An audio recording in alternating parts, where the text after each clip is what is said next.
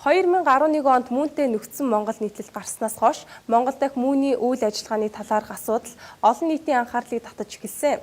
Үүнээс улбалж Улаанбаатар хотод болох байсан дэлхийн инх тайвны чуулга уулзалтанд оролцохоор мэдэгдээд байсан манай улс төрийн хүрээнийхэн шийдвэрээсээ буцсан.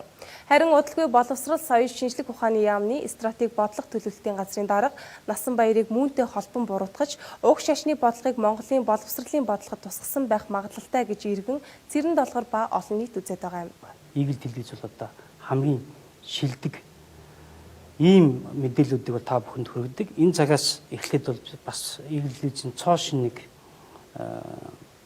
чиглэл бол шашин шүтлэг тийм ээ. Итгэл үнэмшлийн индексийн тухай бол одоо мэдээлдэг болох. Тэгээ өнөөдөр бол би сошиал ертөнцид нэлээд тренд болж байгаа. Мөний тухай асуудлаар.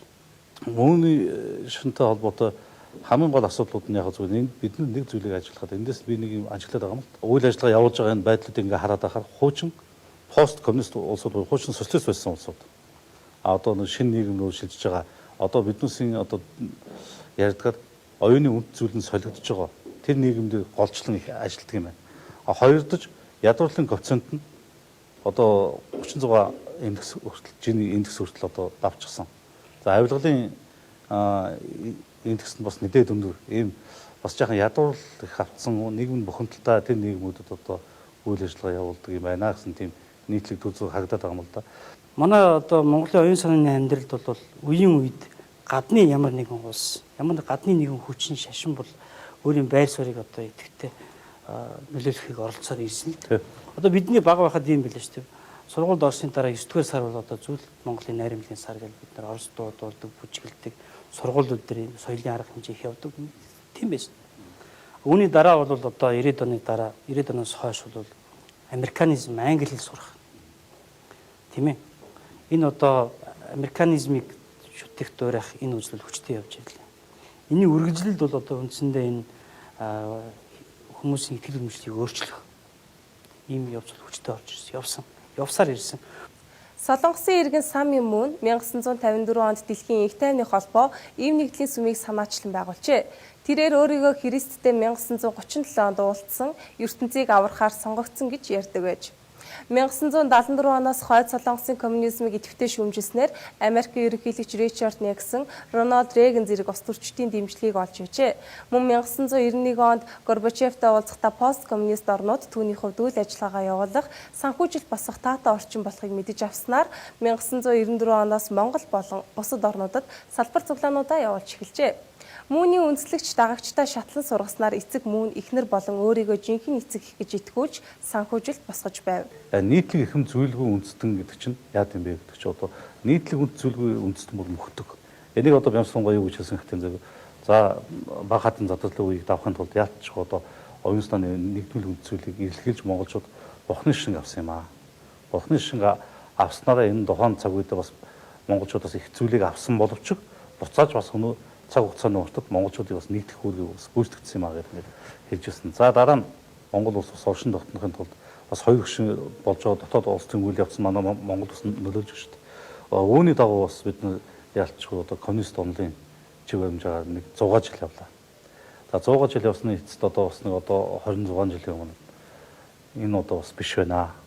Тэгээд дахиад одоо нийгмийн шилжилт хийлээ. Гэтэл одоо өнөөдөр бид 26 жил чухам монголчуудын нийтлэг үнд зүйл юу юм бэ гэж асуухад бүгдөө нэгдмэл ойлголтгүйгээр болтлоо. Ер нь оюун санааны үнд зүйл гэж юу юм? Оюун санааны эрхэмлэх зүйл юу юм? Оюун санааны амьдрал юу вэ гэдгийг одоо өнөөдөр бид дахин тодорхойлох хэмжээнд хүртэл ингээд доош орчлоо.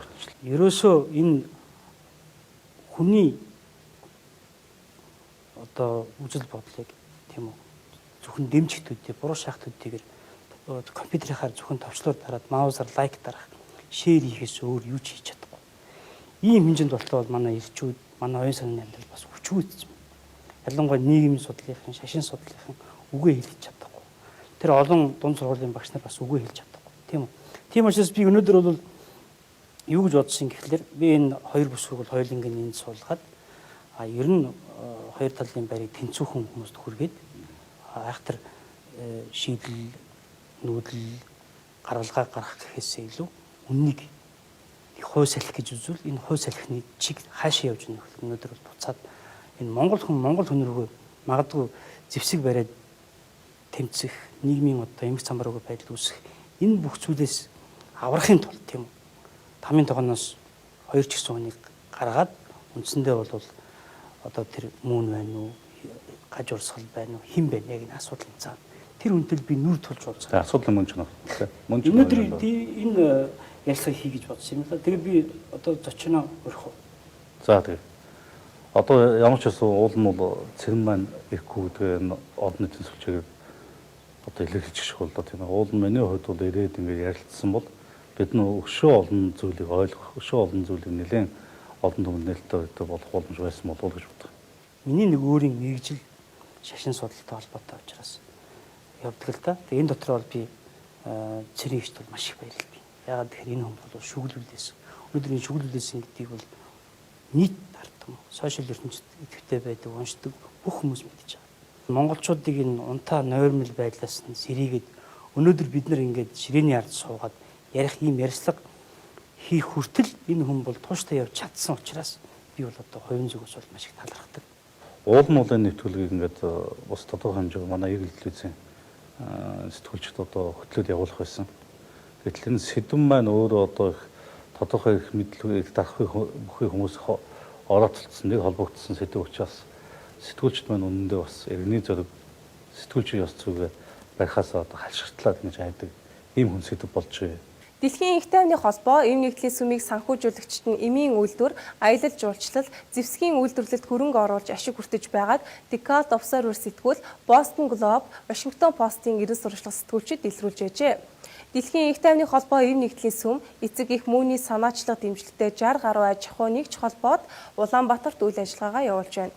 Дэлхийн Их тайвны холбоо эм нэгдлийн сүмийг үндэслэгч Мууны гэр бүлийнхэн 2001 оны 7 дугаар сард, 2005 оны 10 дугаар сард, 2006 оны 9 дугаар сард Монголд ирэхэд нь улс төрчид болон бусад идэвхтэн төрийн айлчлалын хэмжээний хүндэтгэл үйлдэж хүлээн авч байжээ. Монгол улсад шашин шүтэх, эс шүтэх эрх нээлттэй болсноор хууль эрх зүйн засаглал өндөр хөгжсөн улс орнууд үйл ажиллагааг нь хоригдсон шашин, урсгал, олон нийтийн байгууллагууд манай улсад үйл ажиллагаа явуулж байгаа тухай хэвлэл олон нийтийн сүлжээгээр хилэлцэх болоод удаж байна. Үүний нэг жишээ Самын Мууны үүсгэсэн Дэлхийн Их тайвны холбоо эм нэгдлийн сүм юм. Би бол Муунийг бол шашин гэж бодхоос соёл бол энэ бол бас арай өөр зохион байгуулалттай ийм байгууллага байдаг юм байна гэж боддгийг. Тэгээд бид нар бол Монгол гэдэг улсын мянган жилийн түүхэнд ч юм уу бид нар зөндөө олон шашны дээр оролцож зэрэгцэн орчсон тохиолдолд би өөрөө бол нөгөө бусад шашныг ялгуулан гадуурх юм уу тийм үжилгүй юм байна. Тэгээ би зүгээр боддгийн Монголын нийгэмд бол одоо чинь бас зарим үндсэн хуулиас шалтгаалаад зарим улсууд янз байна. Жишээ нь одоо Америк юм уу Солонгос хүний нэр, нас, шашин гурав бол хүний хамгийн товчхон билиц анкет болж байгаа. Тэгэхээр одоо манай монголч гэсэн бид нар бол саяхан тий оюун гишүүн өөрийнхөө хөрөнгө оруулалтын мэдүүлгийг ганцаараа мэдүүлээд улсын хурлд өгөхөд бид нар гайхажсэн. Энэ хөрөнгө оруулалтын мэдүүлгээр яах юм? Гэтэл явандаа энэ хөрөнгө оруулалтын мэдүүлэг гэдэг зүйлийг хүн болгон өгөөд энийг бол гайх зүйл биш болсон. Үүнтэй адилхан бол би хэдийгээр манай үндсэн хууль зөвшөөрдөггүй ч гэсэн хүмүүс өөрийнхөө шашин шүтлэгийн байдлыг ил болгох. Энэ бол тухайн хүний улс төрийн карьер болоод хийж байгаа үйл ажиллагаатай холбож тайлбарлахад асуудал байхгүй. Тийм учраас би өөрөөс нэг юм асууя. Та ямар шашинтай? Буддын шашинтай. За тэгэхээр буддын шашинтай гэдэг дээр бол би одоо миний аав ээж буддын шашинтай. Аавын талд бол нэртэй бас өндөр мэдлэг чадвартай ламнар байсан тэр хүмүүс хэлмэгдсэн ээжийн талд ч ижилхэн ламнар байсан. Та одоо нөхрөө одоо сонгохдоо энэ Мууны одоо тэр нөгөө уламжлалт дэж аяг байдаг гэдэг ба шүү дээ. Тэр байдлаар гэрэлсэн үү эсвэл одоо тэрийг нэг давчхан манай нөхрийн хувьд бол Дорн таймгийн хүн. Би завхаа юм хүн. Ингээд битэрийн хувьд бол хүн яаж нэг нэгээ сонгож хайр сэтгэл хүндэтгэлтэй зөвшөөрөл юу болдгоо. Энэ журмаараа л гэр бүл болсон. Яг би нэг онцолж байгаа юм болохоор зураг марг ингээд бариад ингээд гэрлээд ингээд зурчлах гэдэг байгаа шүү дээ. Тийм явдал болоогүй гэж болох. Тэгэхээр энд бол нэг зарчмын ойлголт байгаа. 99 он 2000 онд бол яг тэр гэр бүлийн сайн сайхан залуучууд, гэр бүл болцсон ахмад бүх насны хүмүүс бол тэр гэр бүлийн ёслол гэдэг зүйл орж исэн. Тэр зүйлд ч гэсэн ерөөсөө энэ ёслолд орж байгаа хүмүүс бол насан туршдаа биеиндээ үнэнч байж энэ зүйлийг бэлэгдэж орж байгаа маа гэдэг утгаар бол мань нөхөр өвтөрөл тэр ёслолд бол орсон. тухайн үед бол асар олон хүмүүс орж исэн тий алдартай бүх хүмүүс ч гэдэг юм уу их хурлын гишүүд ч гэдэг юм уу бүхэл хүмүүс ер нь орж исэн учраас тэр жишгээр л хэр ёслолт бол би орсон гэдэг бол хэлнэ. Та нөхөр ингэ ямар шинтэй? Ямар шинтэй багч юм? Гэр бүлэрээ бодсон шинтэй тэгэл бас хэлгээл явах. Манай 3 хүүхдийг очиж шалгалж гуруулах сахиустай байна. Ер нь зөвөр бас гэхдээ эмэгтэй хүнд бас нэг тийм хормын балааж өмсч үзэх юмсан ч гэсэн тийм хүсэлтээр ер нь юу орчих юм уу? Яагаад яг тэр юу орчих? Та бодоо 99 он 2000 оны үед тэр гэрүүлийн тэр нэг ийм ёсол хийдэг олноороо цуглаж байгаа дүнгээ яхтаа сүм аваад ингээл янз янзын одоо ийм дэвүр цагаан юм өсөж байгаа л ороогүй гэр бүл бол ховроо. Миний орж исэн тэрэнд л бол хэдэн зуун хүн л байсан шүү дээ. За наадах ч бол би яг сайн санаж байна. Яг тэр чинь яг н одоо дараамын театрт байна уу? Очих тухай онцгойдож баяр цогт сайхан бэл гэдэг чинь бүгдээр л тэнд нэг тийм толгойд цагаан даваа маа тавьсан нэг ёслолоо. Тийм болж байсан. Ариун гэр бүлчлэл нэг тийм их ажил болоодсэн. Гэтэ яг ер нь зүгээр туулж өнгөрүүлсэн бидний энэ 2000-ад оны амьдрал 90-ад оны амьдрал бол үнэхээр дандаа туршилт байж тийм үү? Ер нь туршилт байж хувийн үнд зүйлрийг нэг халтахгүй юмсан гэж юу? Яг бид нэгэнтээ энэ чинь одоо нөгөө шашин гэж нэг яриад байгаа учраас бид энэ хүний орон зай, оюуны орон зай яг ямар юм бэ гэдэг танихад бол гацаг асуух асуудал байна. Гэхдээ би энд бол одоо миний сүүлийн 10 жил авч явж байгаа 70 намын өгсөн сахиус байна. 12 онд ахаад гэдэг юм бичгтэй. Тэгтээ дотроо үртэй тийм өнгөн үетэй тийм сахиус бас 2 дахь удаа авсан. Одоо би сүүлийн үед энэ хил ам Христ шүтлэгтэй эцэг эхчүүд нь одоо ингээ миний хөөгдөд гээд ингээ 2 дугаар бүлэг эхлэх шиг байна. Тэгэхээр энэ бол би үхэр хамгийн гол зүйл нь үхэр энэ хил ам болоод ахаар ахаад манай лам багш бол бүр хэдэн хоногт чинь ном хураана гэдэг шүү дээ. Их ном уншиж байгаа дахиад сахиус иж өгсөн. Одоо би хил болон сахиустай л юм болж байна. Мөн гэдэг энэ байгууллагатай чухам хэдэн үеэс эхэлж холбогдвоо.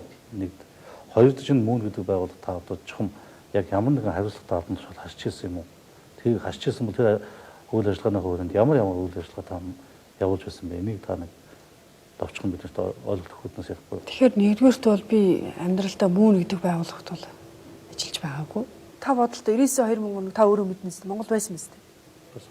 Тэр үед залуучуудын өөрийгөө хөгжүүлэх, шүлсээ өнгөрөх газар юу байсан? Баар л байсан. Миний хувьд бол тэр баран ч очих сонирхолгүй, тэр архив ууч чаддаггүй янз янзын байдал тэр хөдөлт дургу. Нөгөө талаас яг нэг юм залууны үед үеийнхаа залуучуудаа нэгдэж юм хийх юмсан санаа бодол ихтэй хүмүүстэй уулзах юмсан учрах юмсан гэдэг зүйл зөндөл хэрэгцээ гэдэг шин. Тэр хэрэгцээний утгаа залуучууд тийм газар руу бол бүхэл боломжоор л очдог л байсан шүү. Тэгэхээр тэр үед дэлхийн интернет холбоо гарчихсан юм те. Тэр холбоо чинь нээлттэй те. Залуучууд ийм юм байдаг гэдэг санал болгодог. Би бол таньдаг үеэлээсээ сонсоод нэг тийм газар байна гэдэг тэр газар чинь бол залуучууд очдог юм очиж үзье л та. Залуу хүмүүс бас янз янзын олон хүн залуучууд байдаг гэж сонсоод тэгэл очиж байсан. Ер нь тэр үеэр төрн залуучуудаа хүүхдүүдэд мартсан байсан. Тийм. Мартсан байсан. Яагаад мартсан байсныг хэлэх юм бэ гэхэл ерөөсөө тийм чиг баримжааг бол хүчээр байхгүй байна шүү дээ. Одоо жишээлбэл залуучуудад одоо нэг дэлхийн сонгодог урлан болдог хялбар шуужуудад тавьж идэх ойлголдог байсан. Хүүхд залуучуудын театр гэдэг нь бол байхгүй. Тийм учраас бас зэрэг өнөөдөр ийм харагдаж байгаа. Ямар ч салбарт шинжил ухаан, түүх, одоо нийгэм байгалийн ухаан бүх салбарт шүү дээ. Дунд үеийнхэн яагаад байхгүй байна. Дунд үеийнх өнөөдөр маш цөөхөн. Тэгээ би бас дараагийн нэг 2-3 зайлшгүй нэг асуулт авмаар зүйл байгаа юм л та. Одоо төрийн албаны зөвлөлийн тухай нэг саяхан мэдээ гарлаа шүү дээ. Таныг одоо хууль бусаар ажиллаж ирсэн гэх юм уу. Ер нь төрийн албан хаагчийн тухай асуудал дээр та ямар тайлбар хийв? Тэгэхээр төрийн албаны хуулийнхаа дагуу бүх зүйл мэдээж болцдог. Тухайн үед 2012 оны 8 сард бол би энэ яамд ирж томилогдохдоо орлон гүйцэтгэгч гэдэг шууд стратеги бодлого төлөвлөлтийн газрын даргавч даргын одоо үр гүйцэтгэгч гэдгээр бол томилогдоо ажиллаж исэн. Тэгээд дүрм журмынхаа дагуу бол шалгалтаа өгөөд шалгуурыг даваад хангаад тэгээд нэгснэ жингэлсэн гэж хэлж болно. Тэгэхэд энэ удаад миний сайн санаж байгаагаар бол ямар ч миний ажлын байрыг 2 удаа зарласан. Тэгэхэд бол маш тодорхой харж исэн зүйл бол надаас өөр хүн материал өгөөгүй байсан. Тэр хамгийн ихний зарлахад ягаад одоо би ганцаараа очисон байсан ч гэсэн шалгалтанд би ороогүй орж чадаагүй гэхээр Эрдэнэтэд багшилж исэн Эрдэнэтийн технологийн дээд сургуульд багшилж исэн тэр хугацааг төрийн албанд ажилласан гэж үзэхгүй гэдэг маргаан гарсан л да. Ягаад тэгэхээр Эрдэнэтийн технологийн сургууль чинь нөгөө төсвөөс биш үйлдвэрээ санхүүжижсэн учраас энийг үзэхгүй юу гэдэг. Хэрвээ тэн дээр өөр хэнийг ирсэн бол шалгалтаа бол орхол байсан л байна л та. Тийм учраас би ганцаараа байсан. Тэгтэл миний тэр ажилласан хугацааг тэр албанд ажилласан гэж үзэхгүй юу гэдэг маргаантай байсан учраас тухайн шалгалт зохион болгоод хойшлуулсан, ахиад зарласан. Ахиад би материалаа өгсөн. Надаас өөр хүн ирээгүй байсан. Тэгэхээр ер нь одоо боловсролын стратеги, бодлого төлөвлөлтийн талаар бол ажиллах нээлттэй тендерт бол ганцхан та оролцсон юм байна. Тийм ээ. Тэгэхээр бол ямар нэгэн ганц төмөр сайдын ч юм уу тийм нөлөө улс төрийн нөлөө ороогүйгээр та бол яг ном журмынхын дагуу яваад орсон гэж би ойлгоо. Яг үнэ. Сонгуулийн одоо кампанит ажилтнанд сайн оролцсон гэдэг хүмүүсийг шагналын журмаар төрийн албаар шагнав. Би одоо таныг ганц төмөр сайдын сонгуулийн сурталчилгаанд идэвхтэй оролцсон юм бол гэж одоо бас бодоод байна л да. Тийм бодлоо. Тэгэхээр 2011 оноос хойш бол яг арчилсан намын залуучууд ялангуяа нэгдэж, нийлж, хурал зөвлөгөө хийж мөө ер нь бол Монгол Улсын босрал өндөр яачдаг. Энэ чиглэлээр шинжлэх ямар байдалтай энийг яаж өөрчлөх вэ гэдэг дээр бол бид нар багаараа хамт олноороо асар олон зүйл ярилцж хийжсэн, бэлтжсэн, асар олон судалгаануудаас авч үзчихсэн. Тэгээ тэр баг дотроос одоо үнэхээр ганц төмөр сайдын хувьд бол тэ энэ яам дээр ажиллаач гэдэг саналыг бол өгсөн. Түүнээс биш би яг үндэ бол та бүхэн бодоод үзэлтэй нэг 30 ч юм уу 21 хоногийн хугацаанд сонгуулийн сурчлаганд идэвхтэй оролцсон хүнийг бүхэл бүтэн бодлогын яамны газрын дараагаар тавих төвшний тийм зүйл биш шүү дээ. Яг тэгэхээр эргээд буцаад тэр сайд чи энэ ажлыг хийх хүн мөн үгүй юу гэдэг. Буцаад энэ тэр яамны ажил ямар байдалтай явах вэ гэдэг чинь тэр хэнийг тавьснаас асар олон зүйл шалтгаалж байна. Тийм учраас тэр өмнөх 3-4 жил 2-3 жилийн хугацаанд бид нэр тэр босрлын тухай ярьж хэлэлцэж ярьж энийг яах вэ? Яг гол асуудал нь ханаагаа юунаас эхэлж бодлогын хувьд ямар зөрчил байгаа нь те. Яг Монгол Улс ирээдүйд яаж хөгжих юм? Тэр нь тохирсон шинэ ухааны болоод боловсролын бодлого юу ах вэ гэдэг ярилцаж хэлж тэр бүх загвар дизайн тэ судалгааны ажил хийжсэн учраас тэр дундаа санал тавьсан. Өөрөөр нь судалгаа ганц төмөр сайдын сонирхлыг татсан гэсэн үг юм байна. Хийсэн ажлууд бид хүн тэр хугацаанд чинь зүгээр л яриад хоосон яриаг маш тодорхой зурглууд гардаг. Бүх одоо тэ боловсролоор тэргүүлж байгаа улс орнуудын судалгаа гаргаж ирдэг. Энэ дээр зүйл дээр яг ямар шийдэл байгаа, одоогийн явж байгаа процесс дээр юу асуудал байгаа юм гэдэг маш тодорхой гаргаж тавьж ярилцаж тэр бүхэл загвар шийдлүүдийг ярилцаж ирсэн гэсэн. Хийж ирсэн гэсэн. Тэр надад бас нэг асуулт байна л да.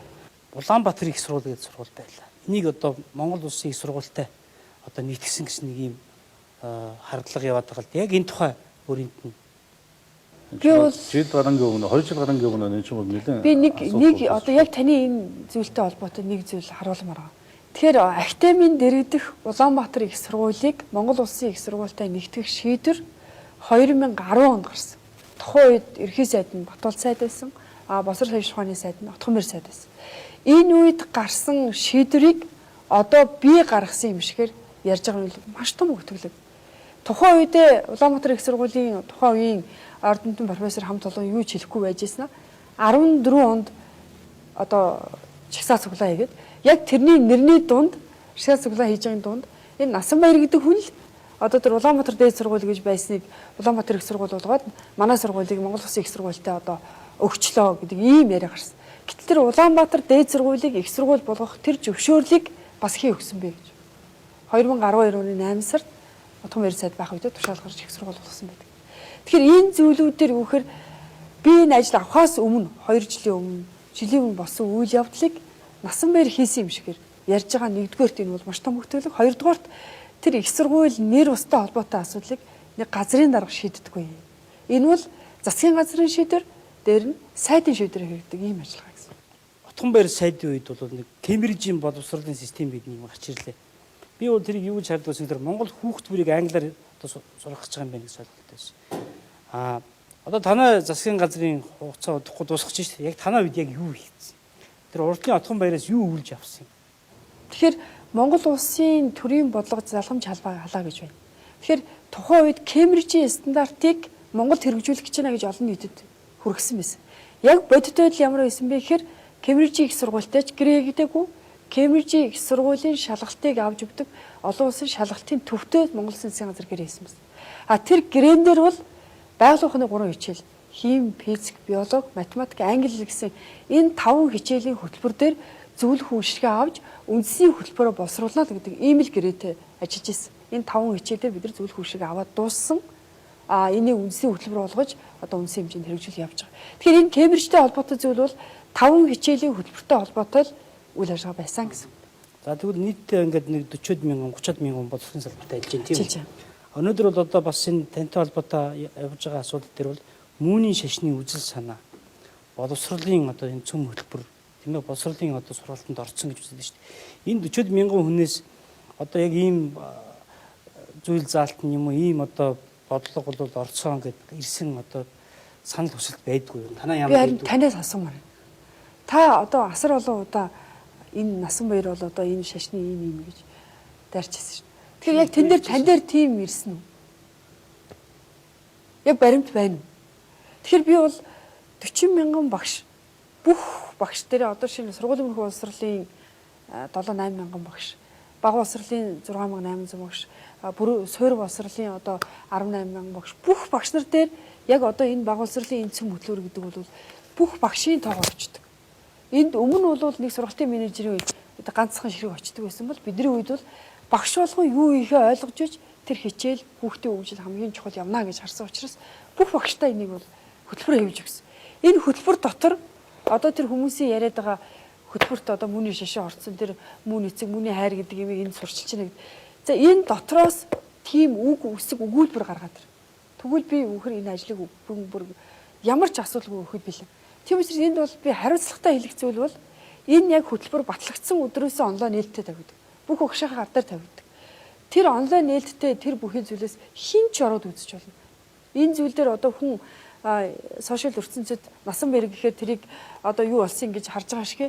Үнэхээр санаа зовж байгаа бол бүх төвшний хөтөлбөр нь бүх бодлого нь нээлттэй байж. Энэ дээр нэг зүйлийг тодруулъя. Би ингээд бацаргаа би нэг хоёр зүйл яг энэ дээр би битэйгээ бодтойгоор хэлмээр байна л та. Нэгдүгürt миний том охин 2 дугаар анги сурдаг байхгүй. 31 дэх сургууль сурдаг. Тэгээ өнгөрсөн намар бол хичээл дээр нь солонгос багш нар хичээл ороод тийм хамбук гэдэг дээл ингээд цаасаар хийгээд нэг орой надад үзүүлэхгүй юм. Энэ юу юм бэ гэсэн. Энэ хамбук гэдэг дээл энэ яагаад чи энийг мэдсэн гэсэн. Манай одоо сургууль дээр солонгос багш хичээл заадаг. Миний одоо хүүхдийн амьдралд надад тохиолдсон юм. За хоёр дахь нь бол энэ жил 84 дэх сургууль дээр баха. Сайн баяр гэж залуу бас нэг хүүхдийн заавал 7 юу яах юм бүр сургуулиас гадна 300 мянган төлбөр аваад ингэж хийх тохиолдол гарсан шүү дээ. Та нар энэ дээр юу ямар байсан вэ? За нэгдүгээрт бол энэ зөвхөн солонгос багш Монголд ирээд байгаа юм биш. Монгол багш солонгост очиж яг тэр шиг Монгол дээл юу вэ гэдгийг солонгост очиж солилцоо хийж байгаа. Энэ бол уучлаарай одоо бас энэс үүдээд нөгөө насан баяртай энийг холбочих уу гэж санаа зовж байна. Энэ бол 2012-оос өмнө одоо дэлхийн ЮНЕСКО гэж олон улсын байгууллага шүү дээ, нэгэн байгууллага. Энэ байгууллага бол одоо солонгосын бас тодорхой хэмжээнд дэмжлэгтэйгээр солонгос байдаг салбараа дамжуулаад энэ дэлхийн нийтийн багш солилцооны асуудлыг бол хийгээ явж ирсэн. Тэгэхээр энэ бол 12 оноос өмнө хийгдэж эхэлсэн ажил хоёр улсын болоод тэр ЮНЕСКОгийн хамтарсан энэ төсөл хөтөлбөрийнхөө хүрээнд одоо энэ жил бол 4, 5 дахь, 6 дахь жилдээ л явж байгаа. Тэгэхээр яг таны хүүхдэд хамбуг гэж зааж байгаа шиг Монгол багш очиод солонгос хүүхдүүд Монгол соёлыг бас зааж байгаа шүү. 12 оноос өмнө ч одоо 12 оноос өмнө энэ бол гэрээ хэлцээр энэ бүх зүйл нь бол Утган мөр сайдын үед эхэлсэн. Энэ бол тийм муу зүйл биш. Энэ бол үнэхээр Монгол багш нар бол тэнд очиод асар олон юм сурч ирсэн. Одоо тэнд очиж байгаа хүмүүс Монгол багш нар бол тэнд очиод солонгосоос өөр улсууд дээр очдог юм байна. Зөвхөн солонгос Японд байна, Хятадтай байна. Тодорхой хэмжээгээр улс орнуудын үед ялангуяа энэ багш солилцоо гэдэг дээр бол зөвхөн тэр соёлын готлаасаа гэдгээс илүүгээр арга зүй, тэр шинжлэх ухааны мэдлэг чадвар ойлголтын илүү их улсын түвшинд хүрэх гэдэг ийм зүйл. Энэ дээр бол хэдэн зуун явсан хүн байхгүй, жилд нэг 20 хэдэн багш ирж очдөг. Яг хоёр талаас солилцдог юм л процесс. Та тэгвэл тэр сайн баярын тухай юу гэж хэлв? За би тэр сайн баярын тухай болвол энэ яамд нэг ч зүйлээрээ тэр хамааралгүй.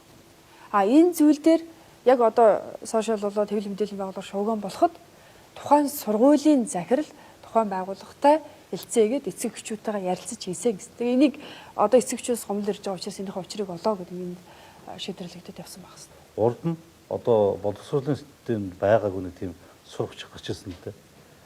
Иргэний боловсрол гэдэг. Иргэний боловсрол гэдэг тэр номыг нь яг зөв би нэг ганц хоёр нэгээс 5 дахь ангид ордог гэдэг дээ. Тэг ямар ч бас нэг би нэг хоёр сурагч харсан. Тэндээ бол одоо энэ дэлхийн 50 эв нэгдэл гэсэн тийм үгнүүд бол одоо ерөнхийдөө бас нэг тийм за дэлхийн гэдэг үгээр холбоогоор байхгүй ч гэсэн инх 50 эв нэгдэл гэсэн тийм үгнүүд мөр бол байгаад байгаа юм. Тэгэхээр энэ ч одоо нөгөө нэг инх 50 эв нэгдэл гэдгээр одоо дамжуулж одоо нэг сурчлагаа PR-аа хийдэг энэ бас шашны байган болов гэж хүмүүс хардаад байгаа. Нэгдүгээрт энэ бол энэ иргэний боловсрол гэдэг хичээл бол ерөнхийлөгчийн зарлагтай хичээл. Ерөнхийлөгч Монгол сэтгэлгээ, Монгол өвөл өмжил, Монгол соёлыг Монгол хүүхдэд олгохын тулд иргэний боловсрол гэдэг хичээлийг 9-10 оноос хойш орж эхэлсэн. Бүх ангид. Асан байдагаа байж. Тэр зүйл дээр одоо нэг тахтан зарилга гаргалаа гэж шууд бас би уучдаг хичээл бас байхгүй шүү дээ. Тэгэхээр энэ хичээлийн чинь шинжлэх ухааны яг ямар үндэслэлтэй бас ямар хүмүүс боловсруулсан бэ гэдэг чинь бас гэсэн байгаа байхгүй. Тэр боловсруулсан хүмүүс нь одоо жишээлбэл тэр одоо дэлхийн их тайвны холбооны идэвхтэй гишүүн ч юм уу ийм хүмүүс байж болно шүү дээ. Тэгэхээр ямар хүмүүс вэ? Иргэний боловсролын хичээлийг бол манай өстөө нөгөө нийгмийн ухааны толгой эрдэмтэд л өөрсдөө хийдэг. Нэг эсний нийгмийн ухааны хичээлийн нэг хэсгэл гэж явж байгаа гэсэн. Тэгэхээр энэ дотор ялангуяа монгол хэл бас заншил гэдэг энэ зүйл нь өөрөө жихний утгаараа хүүхдийн өөрийнх нь хэрэглээ болж очих хэрэгтэй гэдэг ийм зорилгоор явж байгаа. Энэ дээр яг бага боловсролын иргэний боловсролыг бол манай Пүрэв доктор бол ахалсан. Дээр нь манай боловсролын хөрөнгөлийн эрдэмтдийн ажилтнууд бол бусад мэргэжлүүд бол явж байгаа. Тэгэхээр энэ зүйл дээр та бүхэн нэг зүйл одоо инхтэй эмнэгдлэг гэдэг үг тэр одоо та бүхний за үгд муу үг шээ. Тэр үгийг аль нэгэн шашны байгууллага аль нэгэн хүн хизээж өмчлөөгүй. Тэр монгол хүн эвтэй байх, нэгдэлтэй байх, одоо саагалт хүний санааныг аль хүний амь нэгч гэдэг юм уу те? Цовж явсан барсаас цуг суусан шаазгаад ирч гэдэг юм. Энэ зүйл чи угаасаа л монгол хүний үг хэллэг. Тэгэхээр одоо ингэж туйлшрахаа болиод хөө. За яг энэ чинь туйлширч байгаа юм шиг боловч гэхдээ энэ чинь дэлхийн их тайван нэгдлийн холбооны үйл ажиллагаанд идэвхтэй оролцож ирсэн Монголын боловсрол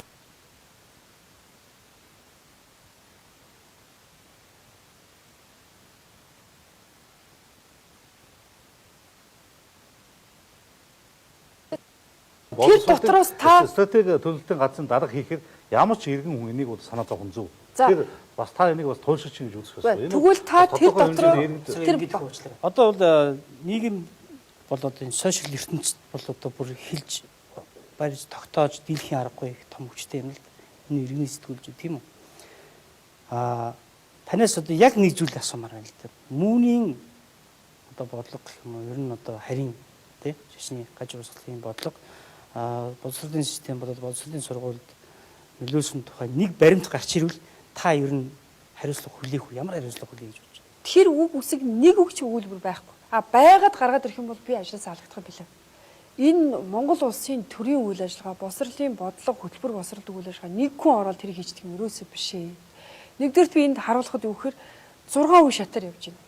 Зөвхөн тэг баг бүрдүүлэх, тэр хөтөлбөр төлгөө босруулах, ингээ процесс явах, хүнлэнгийн үнэлгээд үнэлт тэгээд эцсийн шийдвэрг бол сайдны урьдчилаар баталдаг энэ бүхэл зүйл байж байгаа. Тэгэн дээр одоо би бол энд бүх хаягууд нь байж байгаа. Энд бүгд нээлттэй байж. Энд хөтөлбөрүүдийг боловсруулдаг хүмүүсийнх нь нэрийг би нэр устдаар гаргаад ирчаад. Энэ дотор энэ хөтөлбөр боловсруулсан хүмүүс одоо шин энэ сургуулийн боловсролын цөм хөтөлбөр гэхэд 15 эрдэмтэн судлаач мэргэжлэнгүүд ажиллаад бүр 138 багш ажиллаад 12 цэцэрлэгдээд туршаад тэгээд дараа нь үнсэн хэмжээнд батлаа явж байгаа. За ингээд нийтээ ингээд аваад үзэх юм бол ерөөсөө энэ бүх нэр усан байж байгаа. Хин хизээ юу хийсэн бэ? Одоо шинэ суурь боловсролын одоо юу гэхэд монгол хэл уран зохиол та бүхэн хардаад байгаа хамгийн их зүйлтэй хараад үзлээ гэхэд базар огчийн багш нь байж гин, өнөр уян багш нь байж гин, ингээд бат өгс нь байж гин тий. Энэ монгол хэл уран зохиол монгол хүчиг бүх томчуудын энд орж өөрсдөө ажилдаг. Энэ 500 гаруй эрдэмтнийг би энийг ингээ уруулчихаа гэдэг юм зүйл хогтоосооч байхгүй. Энэ бол ямар ч боломжгүй. Тэгвэл одоо энэ хардлага биш нийгэмдх одоо энэ насан баяр гэсэн хүнд байв уу, мөн гэсэн шашинд байв уу, эсвэл энэ боловсрол соёл шинжилгээ ухааны яамны стратеги бодлого төлөвлөлтийн газрын дарга гэсэн албан тушаалт байна. Ер нь одоо энэ мөнийн шашны тухай хориглох нь зөв үү буруу энэ тухай ер нь юу гэж боддог? Энэ одоо энэ гаж урсгал ийм болдгоо бүтдгүү яриад шүү. Тэгвэл тэр хохирооцсон хүмүүсээ гаргаж ирээ тогтоогоод тэр хохирооцсон хүмүүст нь хариуцлага тооцоод ингээд явах нь өөрөө эн чинь үнэнд нийцсэн үстэй. Түүнээс биш хохирогч нь хаана байгаа даа. Юу болцсон тодорхойгүй. Насан байдаага энд чинь ийм л дээ. Заавал хин нэг хүн хохирохыг хүлээгээд муу үр дагавар гаргахыг хүлээсэн даа арга хэмжээ авах гэж. Тэгвэл энэ төр улсгаж байх хэрэг байхгүй л дээ. Гэтэл бид нар бусад улс үндэстний одоо туршлагыг харж байна шүү дээ. Гэтэл энэ одоо жишээлбэл мөн гэдэг хүнийг зарим улс орнд орох хэрэг нь хаагаад. Зарим улсад бүр үйл ажиллагаа явуулах хэрэг нь хаадсан. Франц одоо Америкт чинь одоо бас тийм ингээд кейсүүдийн бүр ингээд сонин дээр бичээд ингээд нэгтлээ тавьсан байна шүү дээ. Гэхдээ ерөнхийдөө бол одоо та энэ одоо нэгдээ Монгол улсын болсон чинь оюун сэтгэлгээний салбарын бодлогыг тодорхойлдог албан тушаалтан байхгүй. Тийм учраас та монголчуудын бас энэ хардаж сэрж байгаа байдалд бол бас хэмжиг хандах хэрэггүй. Яг тэгэхээр энэ үндэстэн чинь өөрөө оюун санаагаа тунгалаг байгаасаа ядаж бид нийтлэг үнд зүйлээ алдчихлаа. А биднээс оюун санаа бас арай бас нэг бусдын ямар нэгэн хяналтанд битгий орчихсон гэдэг юм энэ үндэсний өөрийнх нь бас ирмэлзлэл хүсэл тэмүүлэл байгаа байхгүй. Ерөөсөө одоо ингээд энэ нөхцөл байдал энэ үүмэн сум шуугаан те энэний ардалт асар олон хардал сэрдэлт одоо ингээд бүр ингээд хүмүүсийн хувьд бол амар тайван одоо ирээдүйдээ итгэл найдар үе асар олон зүйл дээр эрсдэл үүсэж шүү дээ. Тэгэхээр яг энэ эрсдэл үүсгэж байгаа тэр шалтгаан болоод байгаа зүйлийг магадгүй тэр гаж урсгал байгаад бол тэрийг хаагаад өгөөч. Би бол юу хэр яг үүндээ өнөөдөр яг энэ хил ам энэ хэрүүл хэмсээ би залхаж байна. Үнэхээр энэ зүйл чинь буцаад үндэсний аюулгүй байдал, эв нэгдэл энэ бүхэл зүйлс би яагаад өнөөдөр хүртэл тэр хувь хүнийг одоо өнөөдөр бид нар хамт ирээд ярьсанд орох хэрэгтэйсэн тэр хувийг өнөөдөр хүртэл шүүхэд өгөөгүй вэ гэхээр хоёр эмэгтэй хүн зэрхэс гарсаалт би тийм гэд ингэж явахыг хүсээгүй нэгдүгürt. Хоёрдугаарт энэ улс үндэстэн энэ бүхий зүйл дээр чинь одоо тий би хоёр талаар тэмцээд илми хуваагдал. Энийг үүсээд магадгүй хин нэг хэн чадахгүй ямар нэгэн тэмцэл маргаа үүсвэл тэнхийн хариуцлага байлаа. Тийм учраас энэ зүйл дээр маш тодорхой шийдвэртэй энэ бүхий зүйлээр ажиллаач л гэж бүр шаардсан. Би бас нэг асуулт байна л да. Монгол хэл уран зохиолын үсгийг цагийг хаслаа, дөрвөн үсэг хаслаа гэдэг нэг асуудал яваад байгаа. Ойрын одоо хэдэн жил нэлээд тэрэнд болсон тийм ээ. Энийг тантай холбоо та тайлбарлаач. Тэгэхээр дөрвөн үсэг бол ерөөсөө хасагдахгүй. Энэ дээр би баримт үзүүлэхээ хүсэж байна л да. Энэ 11 оны 10 сарын 21-ний тухайн үед боловсрол соёлын шугааны сайд байсан. Утга мэрэгэн гаргасан шийдвэр. Тэгэхээр өнөөдөр болохгүй бүтггүй энэ бодлого дотор тэр шашин нөлөө орсон гэдэг нь ямар ч баримтаар батлагдахгүй болонгууд өмнө хойд урд хожид бүх хэмиг натаа болохоо болооч л гэж. Уран зохиолын хичээл хасагдсан бас. Энэ Утган баяр сайд өөрөө санаачлалтгүй гэдэг. Бас нэг ажлын хэсэг гарч ин санаачлал гаргаж ингэж баталдаггүй яадаг. Энд бол эрдэмтдийн баг ажиллана шүү дээ. Сайд бол эцсийн шийдвэрийг бүх талаасаа хянж үзээ, эргэцэн орчин босод зүйлээ хянж үзэл эрдэмтдийн гаргаж байгаа тэр санал дээр өөрөө тий болоод яамны аппарат ажиллаад ингээл тэр зүйл батлагддаг. Тэгэхээр уран зохиолын хичээл хассан гэдэг үгийг би огт яриаггүй. Уран зохиолын хичээл хасах тухай огт яриа гараагүй гэдэг их хүчлэг нь YouTube дээр байж байгаа. Тэгэхээр бид нар бол уран зохиолын хичээлийн цаг хасах тухай огт яриаггүй. Хамгийн гол зүйл бол бид нар 1-5 дугаар ангид одоо Монгол хүүхэд бол Монгол хүн болж төлөвшөх, Монгол хүн болж төлөвшин суурна их хэлний чадвар гэж. Тэгэхээр их хэл дээр суурилсан Монгол хүн болох энэ хөтөлбөрийг бол одоо 1-5 дугаар ангид 40 сургуулиудаар сурч байна. Олон хичээл орсноороо хүүхэд сайн болдог биш. Хүүхдээр өөрөөр нь одоо дүгнэлт хийлгүүлэх, үйлдвэрлэх те хүүхдийг оролцуулах гэдэг энэ сургалтын арга зүй технологио бид нар сайжруулах бол хамгийн чухал зүйл. Цаг нэмэгдлээгээд бүгдийг багш заадаг байх бол хүүхд чадвар чухал өнөөдөр бодит байдал байж байна тийм учраас бид нэр одоо эрхчлээс 1-5 дугаарын үндсэн хэмжээнд бол ялангуяа их хэл суурьтай гэж. Их хэл гэдэг нь үхээр цаашаа тэр хүний суралцах одоо гол суурь чадамжуулж урьж байгаа учраас бид нар 1-5 дугаар ингээд яаж тэр хэлний суурьтай бусад хичээлүүдтэй нэгдвэл байдаг энэ гол суурь чадамжийг олох вэ гэдэг тэр гол зүйлийг харж байгаа. За тэгтэл ийм яриа өгсөр байтал үндсийн телевиз энэ 14 оны 12 сард бол хасчээ гэдгээр мэдээ цацсан. Энэний орой бол Монгол даяараа тэрний маргааш бол одоо зөвхөн намайг үтгэж доромжилж баг шатааж алах дээрээ төрсэн энэ комент шэр бол хэмжээ хязгаар нэг өдөр зөвхөн баримжаа аваад үзэхэд 5,000 жир үйлдэл хизээч одоо тэ бодит үйлээр болоогүй. Үүнийг агентлаг одоо зохион байгуулалтаа буруу мэдээ цацсан гэдэг шүүхээр тогтоогдсон. Ягаад зохион байгуулалтаа гэхээр манай нэг уран зохиолын багш нар очиод уран зохиолын хичээлийг хассан гинэ гэж хэлэхээр уран зохиолын зааж байгаа багш уурлна үсттэй. Ингээд урд өмнө ер нь ингэж ийсэн ингээ баахан юм ярьчих. Тэгээд өөр одоо гудамжинд гараад хүмүүсээс уран зохиолын хичээл хассан гинэ та энийг өгж бодож байна гэхээр хүн болгон дургуйсан ш. Тэг яг агентлагийн цаг үрд мэдээ эхлэхдээ тоймороо хэлээд хөтлөгч нь хэлээд тэгээ ийм мэдээ авцсан. Тэгээ энийг бол миний хувьд бол шүүхэд хандсан. Шүүх энэ зохион байгуулалтаа ийм буруу мэдээлэл цацсан байна гэдэг бурууг бол агентлагийн буруу гэдэг тогтоосон. 15 оны 2 сарын 6-нд иргэний хэргийн анхан шатны 20 дугаар шүүх шийдвэр гарсан. За энэний дагуу агентлаг одоо залруулга хийсэн. Залруулга хийсэн гэж. Үнэхээр энэ насан мэр гэдэг хүний нэр төр энэ бүхэл зүйл халдсан байна. Буруу мэдээ цацчаа гэдэг хэлсэн. Энэ бол шүүхээр тогтоогдсон асуудал. Тийм учраас эцэг эхчүүд олон нийт уран зохиолын хичээл харин ч те хасагдах биш. Харин уран зохиолын хичээл өөрөө яаж үнцэнтэй болж байгаа гэдэг хүмүүс харах хэрэгтэй. Яг нэг түүхэн хичээлүүд, уран зохиолын хичээлийн үед бас нэг асуудал болгоомоо сайд үед бас нэг яригдчихсэн. Хаслаа нэмэгдлээ хасгалаач гэлөө. Тэгэхээр бол ямар ч байсан өөрөө чинь батлаж хэлж байгаагаар бол одоо их хэл уран зохиолын хичээлийн цаг үед хасагдаагүй. Ямар ч байсан байх ёстой хэмжээнд бол байгаа л гэж одоо. Тэгэхээр яг одоо энэ бас нэг би баримт үзүүлмээр. Одоо ч би бүр баримттай ярихыг хүсэж байна л дээ. Яагаад тэгэхээр одоо нийт сургалтын ерөнхий боловсрол болгож байгаа сургалтын төлөвлөгөө гэж байгаа. Тэнд байгаа цаг гэж байна. Энэ цагийн нийт хувийг аваад үзэх юм бол 20% нь Монгол хэл бичиг уран зохиолын хичээлийн цаг байж байгаа. Энэ бол олон улсын дундчтай харьцуулаад үзэх юм бол дунджаас дээгүүрх түвшинд орж байгаа шүү. Монгол шиг их хэл соёл энэ бүхий зүйлийг хүүхдэд өгөх гэж зорддог ийм улс орн бол үнэхээр тэр зүйл дээр бол асар их эрмэлзэлтэй санаачлагтай байдаг улс орн гэж. Өмнөх сайдууд үеэс бол буураагүй гэж ойлгох үү?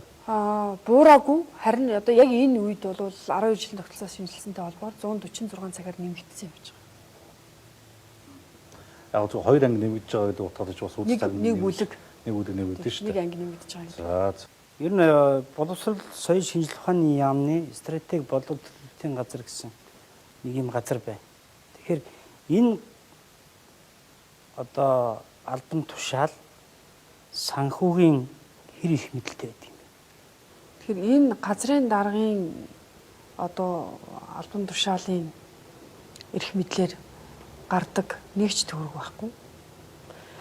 Стратегийн бодлого төлөвлөлтийн газар бол өөрөө бүхэл бодлого хөтөлбөр төлөлт ихэд бол гол хариуцлага хүлээж ажиллана. Энэ зүйл дээрээ үүрэг хүлээхдээ бол үндсэн Монгол улсын хууль, эрх зүйн орчин, дүрм журам энэ бүхий зүйлийг хүрээнд ажилладаг. Ер нь одоо би бодож байна л да бас ингэж гүтгүүлэн за тэгээд бас өөрөө нэлээд шургуу сэтгэлтэй хүн болтой байна. Ингээд энгийн хийгээд сэтгэл зүрхөө өгөөд юунаас ч айхгүй ингээд явж байгаа энэ ажлаа нэг л өгүүлбэрээр багцаад хэлүүл яг юу вэ?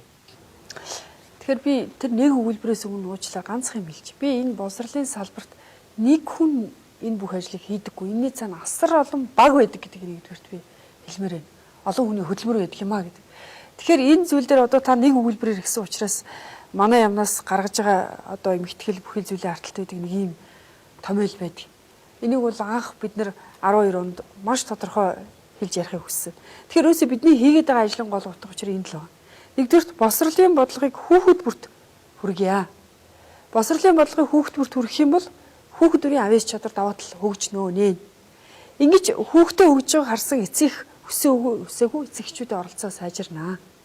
Эцэг эхчүүдийн оролцоо сайжирнаа гэдэг нь энэ хүүхдийн хөгжил, хүүхд төрийн ур чадвар хөгжнө гэдэг бол багш бүр хөгжиж байгаа хүүхдээ хараад тасралтгүй хөгждөг юм байна.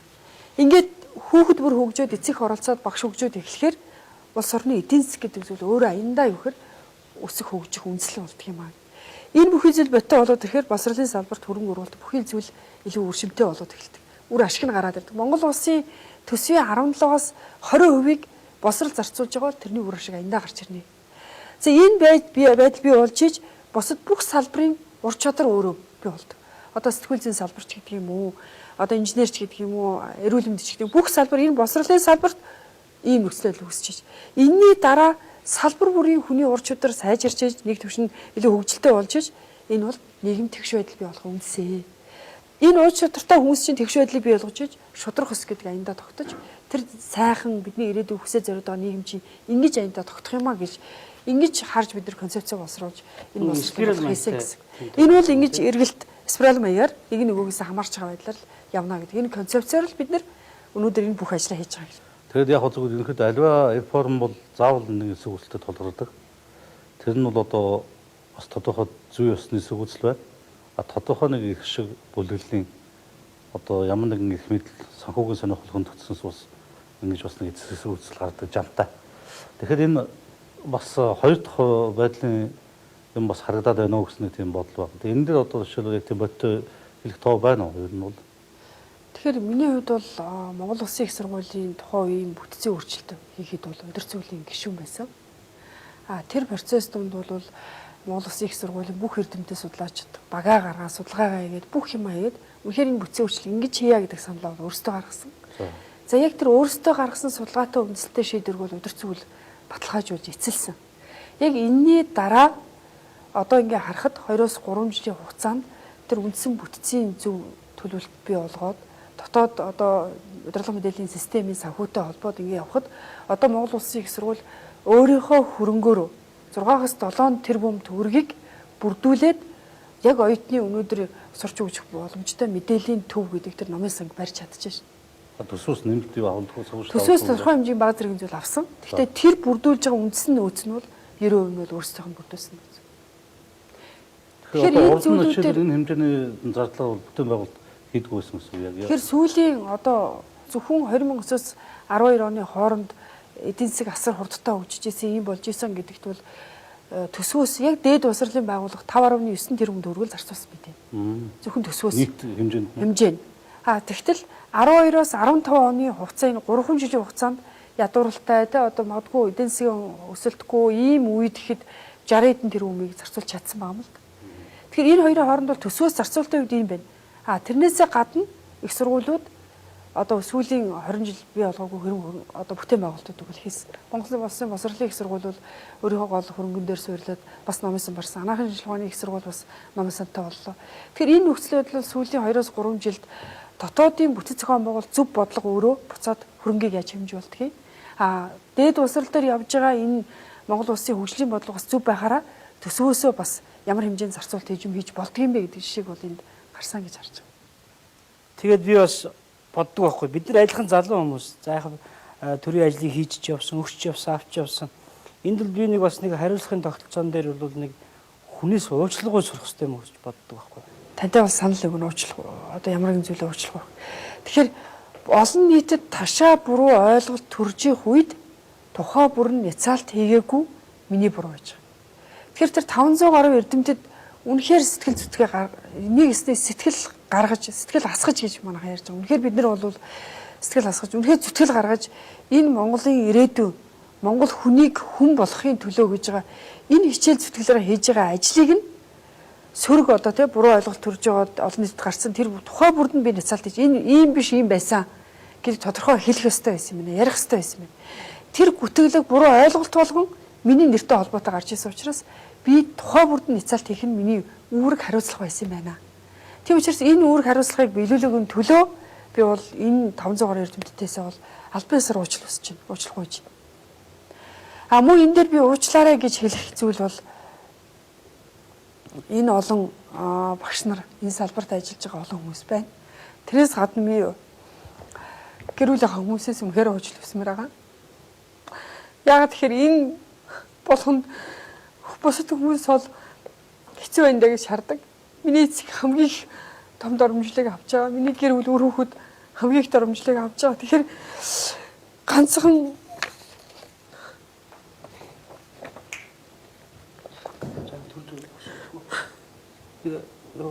салбит өгнө. Усвал.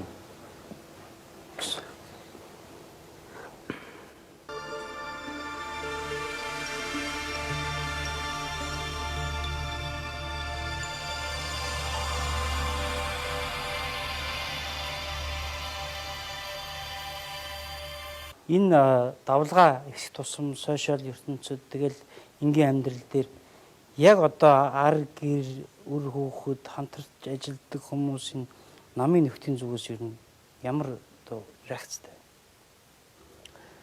Тэгэхээр яг энэ үе бол одоо мэдээж энэ буруу ойлголт нийгэм төрж байгаа нэгсний хүн болгоны тэ хардах сэрдлэг дунд бол энийг зүсэж явна амьдрна гэдэг бол амаргүй юм байна.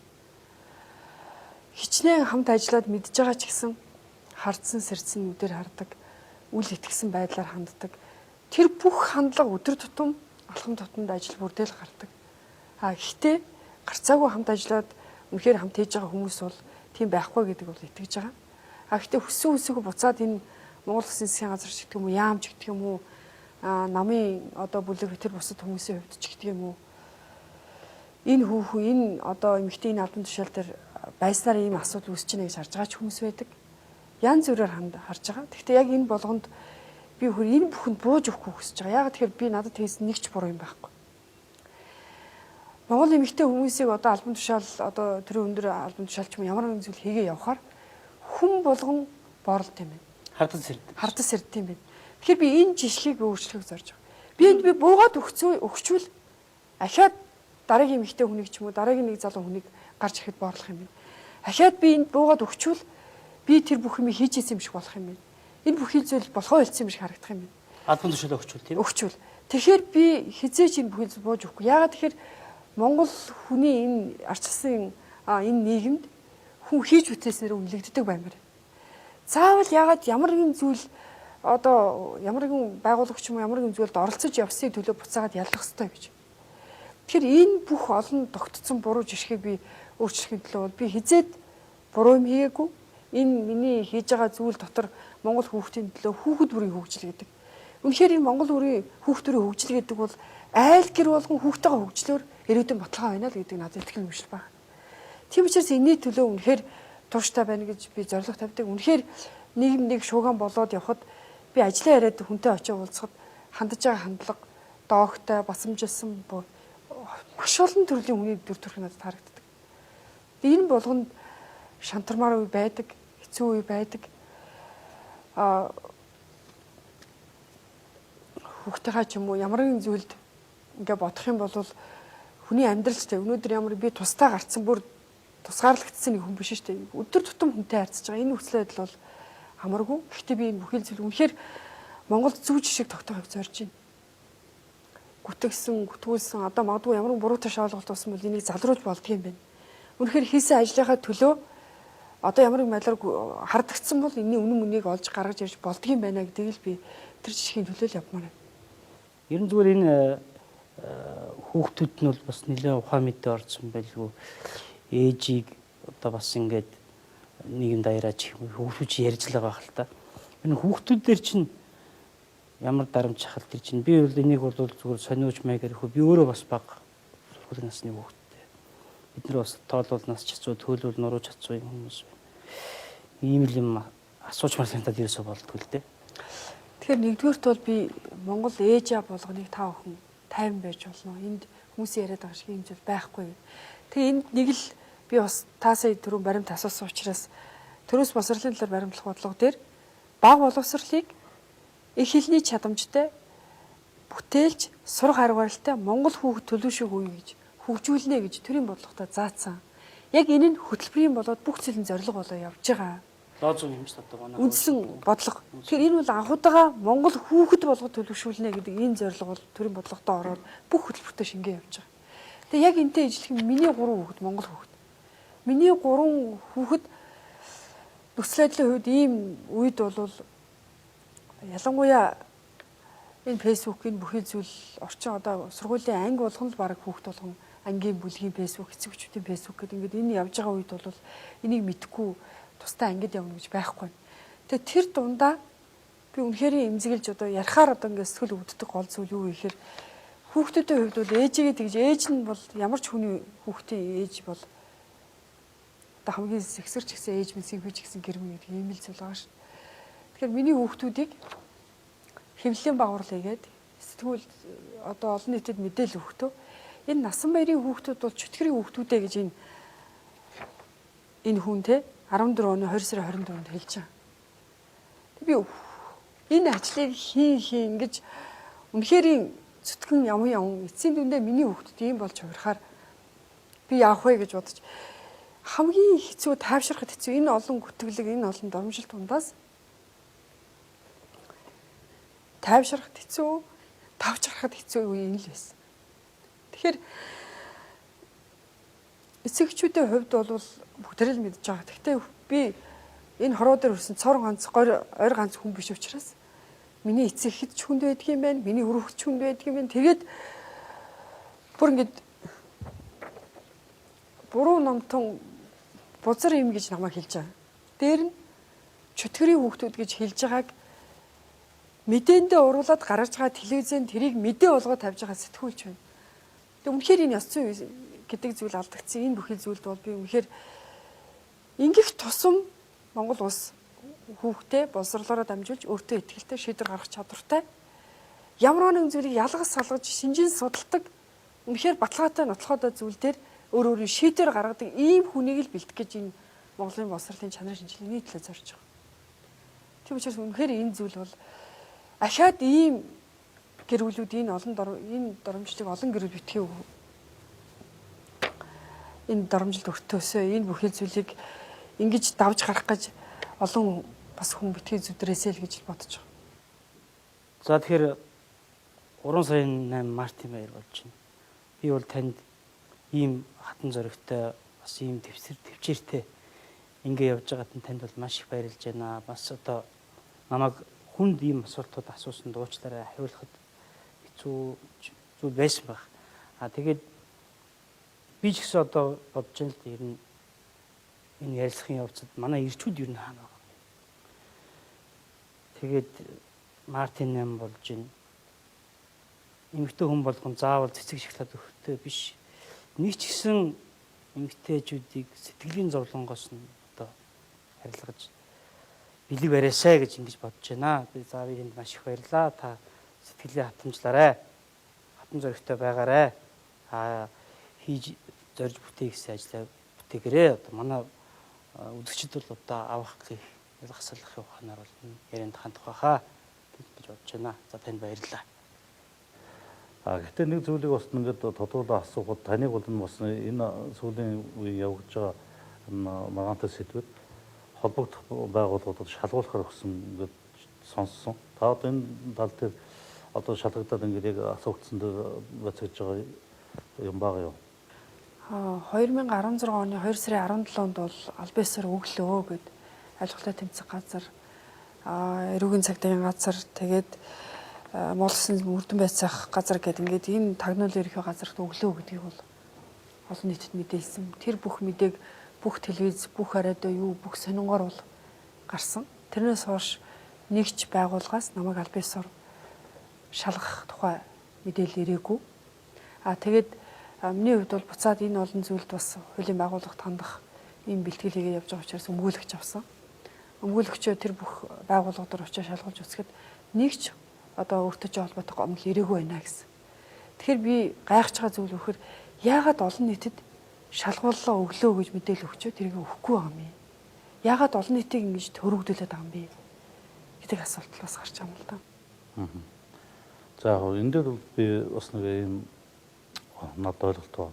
Би бол одоо цэрэн гэж нэмэхтэй бол миний хувьд бол за би нэгдүгээр иргэнийн хувьд ч тэр судлаач бүхнийхээ байр суурьны хувьд ч тэр би цэрэн гэж иргэний одоо үйлдэлийг бол би их зөв зүйтэй одоо хариуцлага иргэнийхээ хариуцлагыг биелүүлсэн үйлдэл боллоо гэж бодож байгаа. Энэ бол яг хөвгтэн зэрэг бид нар нийгэмд одоо бүр мартагдаад байсан. Биднээс оюун санааны үнд зүйл хаа вэ?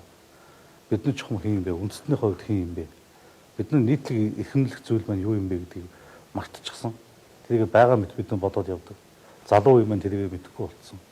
Ахмад үе маань тэрийг сануулах одоо тэнхэлгүй болсон. Энэ цаг үед одоо тэр хүн биднээс нийгмийн үнд зүйл авсан ямар нэгэн байдлаар нөлөөлөл орж ийнэ гэдэг бас нэг сургуугаар олон нийтийн анхаарлыг хандуулж чадсан. Энэ бол бас тэр хүний эрхэлтэй бас өргөнж тэр. Тэгэхээр бол яг зөв энэ мөн одоо бүтгэлийн шинжтэй гэсэн тийм яриаг чинь. Гэтэ ерөнхийдөө харилцсан энэ хүний үйлдэлийг бол би зөв байсан гэж бодож байгаа. Яг зөв ерөнхийдөө чих хандлагын хувьд. Яг зөв харгачлалын хувьд энэ хүн бол яг ямар нэгэн байдлаар эмэгтэй хүн бас ямар нэгэн байдлаар энэ хүний чинь бас тодорхой хэмжээгээр би бас бухимдал үүсэх энэ хүнийг ийм алхам хийхэд энэ одоо нэг хоёр талаас төрөлд явж шít энэ чинь бас. Энийг бол би бас нэг бүтгэл гээд ялангуяа одоо гадны шишний тухай хоёр Монгол их хүн. Яг тийм байхгүй. Одоо жишээлбэл биднээс одоо оюун санааны үнд зүйл ингээ ороод суудсан. Сэмэрхэн биднээс ингээд нэг наан цаана ингээд төрхөлцүүлээд байгаа. Тэр одоо гадны тэр одоо шашны тэр ямар шашин ч юм уу шүтлэгч юм уу тэр одоо бас эгэлзээтэй болчиход байна шүү дээ. Тэр тодорхой хэсэг институцийн ингэж үйлдэлийг ирчүүд нь анзаараагүй байхад эмэгтэйчүүд нь ингээд анзаараад энэний төлөө хоёр монгол эмэгтэй ингэж бие биенийхээ сэтгэл одоо ингэж одоо улс хитлээ ингэж ийм асуудлыг хуцдуулсан явдал ирчүүд нь бас зохимжоор бас хариуцлага барьж байгаа хандсан гэж бодож байна. Хоёр эмэгтэй хүний доор л одоо лайк, шеэр хийгээл компьютерийн араас хэл гарч ирж ярих зориггүй болчиход байна. Ерөнхийдөө энэ тийм байна. Энэ чиг баримжаагүй одоо санааны чиг баримжаагүй яг олон нийтийн сүлжээ гэдэг хүн хүний хувийн үзэл бодлоо илэрхийлэх одоо боломжийг нээсэн мөртлөө хүн түүний хадлаа бод үйлдэл юу хийж байгааг нэлээд дүүд юм орчин юм л да. Би би юу гэж харсан гэхээр уг нь бол би өнөөдөр бол би тэр тухайга цэрэг хичгсэн noloгүй хэлсэн. Би тэ Монгол эмэгтэйчүүд мэтгэж чаддаг, эвлэрч чаддаг тийм үү? Тэгээ яг энэ юу болсон юм бэ? Яг юу болсон бэ? Нүр нүрээ харж агаад тэгээ уул нь болдог бол ингээд нэг өнөөдөр нэг маргаан тасалчих гэсэн юм бодол байсан. Тэгээ одоо биднээс хувьд бол бид нэг зүйлийг санах хэрэгтэй л дээ. Бид нөө яг одоогоос 400 жилийн өмнө үүсэж байсан нөхцөл байдал, түүхэн нөхцөл байдал яг тодорхойлж байна. Монголчууд нэгдүгээр байдлаа алдаад задаад эхлэхээр тэр оюун санааны орон зайд гадны ямар нэгэн нөлөөлөх хүчин зүйл орж ирдэг. Тэгээ одоо яг зөв энэ яг үзэгчдэд санаал бол илүү сайн ойлгоно л доо. Бид нар цогтгонтой жиж коног одоо мэднэ. Тэгээ энийг яг зөв хүмүүс янз янзаар тайлбарладаг ч гэсэн энэ ерөнхий агуулга нь Монгол ирчүүд харин шашны үзэл сурталын төлөө хоорондоо очиж тэр төвдийн нэг зүгээр хадан хушиг Монгол ирчүүдийн зүсэг удаан бодол бие биенийг алж чадсан баг. Тэр хушууд одоо улаан хушиг нэрт. Энэ бол одоо түүхэн том сургамж шүү дээ. Гэтэл энэ цаг үе одоо буцаж эргээд давтагдаад монголчуудын сэтгэхүйн орон зайд, оюун санааны эрхэм зүйлийн орон зайд ямар нэгэн гадны бодлого орж ирээд үйлчлээд байхад энэ үүнийг нь одоо тухайн үед нь өөгсөж гэсэн бид нар мэдж л байгаа шүү дээ. Одоо засгийн газрын хэрэглэх газранд баяр зөвтгөөд хүн байна. За нямдорж гээд нэг хуульч хүн байна. За итгэвтэнгээд одоо бас том улс төрч байсан. Ер нь ингээд нэлээд нөр өгье. Одоо анхны нөрж очих утгаад за гончдож байгаа. Ийм хүмүүс энэ мөөний шашны үйл ажиллагаа маш идэвхтэй оролцож байсан. Гэтэл одоо монголчууд биднээс өөрсдөөсөө ичих хэрэгтэй л дээ. Аливаа асуудал ингээ ярихаараа хин нэгэн хүчин буруу хүнийг нь буруутган болгож тэрлүү нь одоо дайрч хотод төрөлсөдөг. Өнөөдөр засгийн газрын хэрэглэх газрын дарга тэр хүний их мэдлийн хүрээнд бүх яамдуудын төрийн байгууллагуудын санхүүжилт одоо бүх юм шийддэг учраас ямар сонин захиалах юу шийдэх одоо тэр бүхэл мөнгөнийх нь одоо их мэдлэлээр сууж байгаа юм шүү дээ. Тэгэнгүүт одоо хэвлэл бүгд тэр мөнгөний тохиолчдог. Хин юу оролцож ирсэнд ямар очир шинтэй хэзээ Монголд орж ирсэн яасан хийсэн тэр бүгдийг бичээд тавих гэхээр сонингууд нийтэлдэг. Мэдээж их тахтай үнс айж шүү дээ. Энэ удаагийн ярьцлагаар бидний зөвхөн мөнийг одоо жишээлбэл гэм бурууг гэж хэлэхгүй. Биднээс орон зай, оюун санааны сэтгхүүд нууцаар хитээд байгаа тэр хүмүүс хэм бэ? Тэр ямар очтой хүмүүс юм бэ? Ямар зорилготой хаанаас ирсэн хүмүүсийн үр далуу хэн биелүүлээд байгаа юм бэ? Яг асуултанд хариулахын тулд тэр асуултанд хариу авахын тулд бид нар баяр зөвтөж хүнийг одоо жишээлбэл тухайлан гэж биднэртэй ярьцлаганд орохыг дурж байна. Энэ асуулт бол нээлттэй үүднэ. Тэгээ энэ ярьцлагын төсөөл бол би бол ингэж харж байна л да. Бид нар бол үнд цүлээ хамгаалахын төлөө, Монголынхаа төлөө, ирээдүйн төлөө, боловсролын төлөө бид нар бол алхамч нүд авчихгүй. Харин хариуцлага хүлээх ёстой. Жинхэнэ хариуцлага хүлээх ёстой. Бид нар энэ студийн санал дээр авчих ёстой. Тэр хүмүүсээс жинхэнэ үгийг сонсох ёстой юм гэж боддог. Зөв. Яг зөв. Тэгэхээр энэ эгэл телевиз бас нийгмийн өмнө хариуцлага биелүүлж энэ одоо болоод байгаа ойлгосгүй зүйл дээр хамтдаа сууж нийгмийн харж ярилцаа гэдэг санаачлал гаргасан. Энийг өмнө талархал илэрхийлмээр. Тэгэхээр миний хувьд бол маш бодиттой одоо яригдаад байгаа зүйлдээ тайлбар өгөхөөр бол маш тодорхой зүйлүүдээ бол ингэж бэлдэж ирсэн. Яагаад тэгэхээр гүтгэлэг гэж би ингэж ойлгож үнэхээр намайг л одоо буруутгах гал өөсөв хайж гинэ гэж ихэд ойлгож ирсэн. Яг ингээ харахаар бодиттой ингээ хараад илүү нарийн хараад үзэх юм бол буруу ойлголт авцсан. Тэр нь үний юм шиг бас харагдаад байдаг. Янз янзын одоо хүмүүс үнэн байж болох богдлог гэл хайгаад байдаг. Энэ нөхцлөөс болоод төөрөгдөл бий болсон юм байна. Энэ төөрөгдлийг Монгол хоёр эмэгтэй хүмүүнүүрээ харж агаад эн чинь имээ гэд яриад ойлголцох юмсан гэж би бодож зорж нэвтрүүлэг зорж ирсэн. Гэтэ харамсалтай нь бол зэрэгч ирсэнгүй. Тэгэхээр би бол юу гэж урьж ийнэ вэ гэхээр тэр асуугаад одоо тэ айгаад айдас үүсчихэд байгаа тэр бүх зүйл дээр чинь маш тодорхой одоо явагдаж байгаа үйл ажиллагаа цаасан дээр үйл ажиллагаа чинь бодит яг ангид юу болж байгаа сургууль дээр юу болж байгаа их сургууль те ерхий боловсролын сургууль цэцэрлэг дээр юу болж байгаа гэдэг яг хамт очиод үзүүлээд харуулад одоо ямар нэгэнтэй хүссэн хүнээсээ тэр юм асуултаа асуугаад энэ яг ийм үү тийм үү гэдэг бүх зүйлийг харахад нээлттэй байна. Үзүүлж болно. Би бол бүх одоо тий ерхий боловсролын сургуулийн альж ангид ороод хичээлд суугаад үзээд харж болно. Шалгуулдаг юм ахад би бол цэрэмжил ухаад байдаг. Тэгэхээр би ямар нэгэн байдлаар албан ёсоор хөрөө хууль хэлэлтийн шалгалт өнөөдөр янз янзын зүйл албан ёсоор шалгаагүй байгаа ч гэсэн үнэхээр тэр айдст байгаа санаа зовж байгаа хүнд нь бодит байдлыг л үзүүлэх хүсэж байгаа. Тэрэнд бол шалгуулж харуулхад бүх зүйл дээр одоо нээлттэй гэсэн. Тийм учраас би албан ёсоор бүр энэ нэвтрүүлгийг би хаалц одоо тэр хоёр эмэгтэй хүн суучаал мэтгэлцээ гэж би дуудмааргүй. Хойлоо суужгаад ярих зүйлүүл яри, очиж үзэх зүйлүүл үзье. Тэгэхээр би ялангуяа юу хүсэж байна вэ гэхээр магадгүй ирчүүд дайтдаг бол эмэгтэй хүмүүс ойлгосч болт юм байна. Үнэхээр их хүний гэдэг байна уу, эмэгтэй хүний гэдэг энэ давуу тал бол ямар нэгэн зүйлийг уян хатан байж бас буулт хийж чаддаг, шийдлээ бас харж нэгдэж чадах юм боломж байгаа гэж бас итгэлтэй байна. Тийм болохоор би тэнийг одоо цэрийн хичээг бас урьж ийн гэж бодох уу тий? Ер нь аль ч талаас арсан урилгал гэж ойлгож болно л доо. Тэгэхээр би бол одоо ингээд төөрөглүүдийг ингээд аваад үзэхээр зүгээр л нэг жишээ ихт чинь 1960-аас 72 оны хооронд Хойд Солонгосын 3 удирдагчийн нэрэмжит болсон 3 цэцэрлэгийг Насан баяраа гэд холбоцсон байгаа хгүй. Насан баяр хийсэн гэд би 78 онд төрсэн байхад намайг төрхөөс өмнө 6 жилийн үйл явдлыг надтай холбож байна л да. Тэгэхээр тэр хүн мэдээлэл өгж байгаа хүмүүс бол одоо тий ерөөсөө ямар ч байдлаасаа мэдээлэл өгдөг юм бас энэ ойлгомжгүй зүйл байна. Тэгэхээр энэ хаана хэрэв энэ ойлгомжгүй зүйл дээр байдлыг давж гарахын тулд маш тодорхой нээлттэй ярилцаж бодит баримтан дээр бодит үйлдэл дээр л очиж уулзъя л гэдэг ийм л зүйл.